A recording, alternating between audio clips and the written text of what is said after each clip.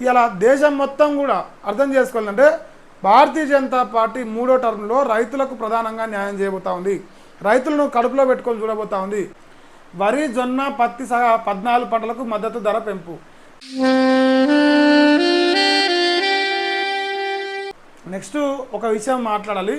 ఇలా గతంలో ఎంఎస్పి గురించి దేశవ్యాప్తంగా పంజాబ్ కావచ్చు, అదేవిధంగా హర్యానాకు సంబంధించిన రైతుల మరి ఇంకా వాళ్ళు ఏందా పక్కన పెడితే మొత్తానికైతే రైతుల కోసం ఎంఎస్పి కనీస మద్దతు ధర కల్పించాలని చెప్పేసి ఒక ఉద్యమం లెక్క తీసుకుపోయిన పార్టీ. కానీ బీజేపీ ఎక్కడా కూడా మేనిఫెస్టోలో ఎంఎస్పి ఇస్తామని చెప్పేసి చెప్పకుండానే ఇలా దాదాపుగా 8 పంటలకు అనుకుంటా దేశవ్యాప్తంగా కనీస మద్దతు ధర కల్పిస్తూ వాటి ఉన్న రేట్ల కంటే కొంత పెంచడం జరిగింది. దానికి సంబంధించిన వివరాలు వస్తూ ఉన్నాయి. ఖచ్చితంగా దేశ రైతులందరూ కూడా ఈ దేశంలో ఉన్న దాదాపు 10-12 కోట్ల మంది రైతులు ఈ దేశంలో ఉన్న పరిస్థితి.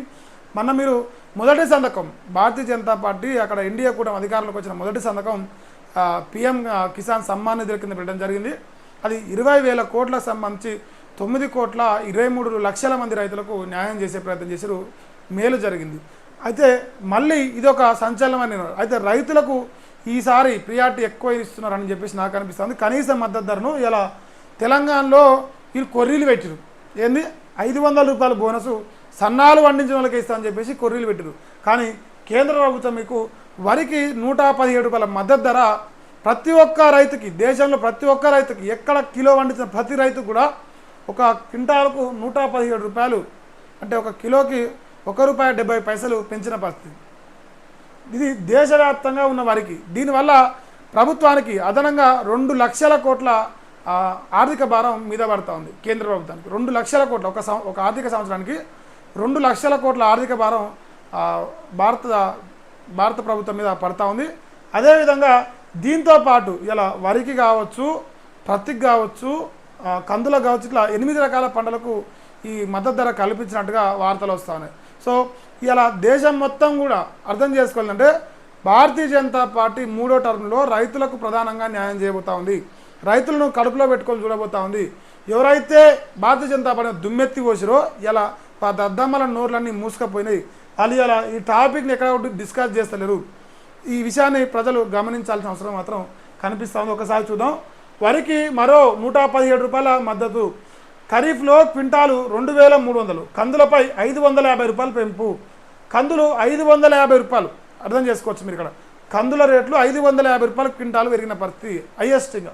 నెక్స్ట్ 76,200 కోట్లతో వదావన్ ఓడరేవు వారణాసి విమానాశ్రయ అభివృద్ధికి 2,869 కోట్లు కేంద్ర మంత్రివర్గం నిర్ణయాలు.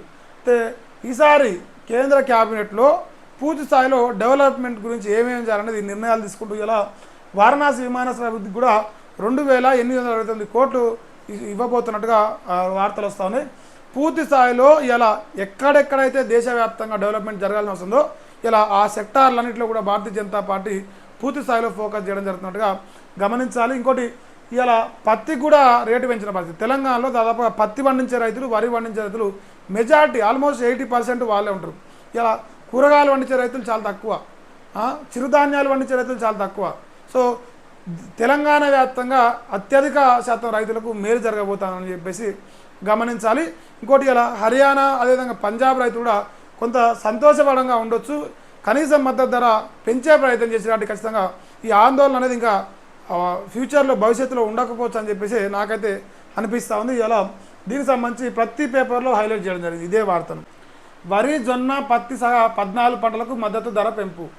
చూసిరా, వరి, జొన్న, పత్తి దాంతోపాటు 14 పంటలు, ఎలాగ 8 అని చెప్పినాను, 14 పంటల వరకు మద్దతు ధర పెంచినట్ట. దాంట్లో పత్తికి ఎంత పెంచడం ఇంకా డీటెయిల్గా ఇస్తే బాగుంటుండే.